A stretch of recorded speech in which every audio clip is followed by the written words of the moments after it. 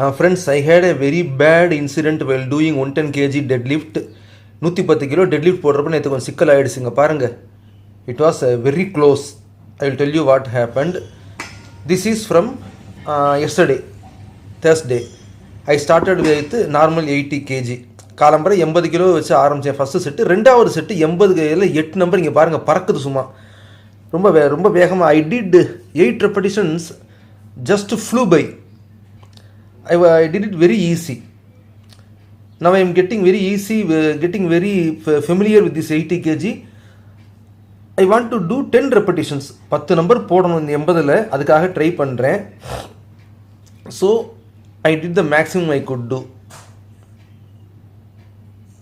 10 போடணும், ஆனால் இது ட்ரை பண்ணுறேன், கஷ்டப்பட்டு ட்ரை பண்ணுறேன்.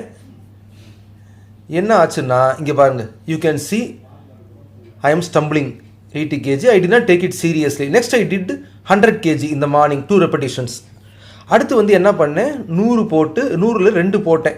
ஒன்றும் பெருசாக தெரியலை. அந்த 80 தடுமாறினது எதுனால தடுமாறுன்னு தெரில. ஒன்று தெரியும், நான் தூக்குற பொசிஷன் கரெக்ட் இல்லை, நான் தூக்குற ஃபார்ம் சரியாக தூக்கலை. இன்னும் முதுகை நேராக்கி கால் ஸ்ட்ரென்த்தில் தூக்கணும். My form is bad. இந்த evening I did 100 kg again.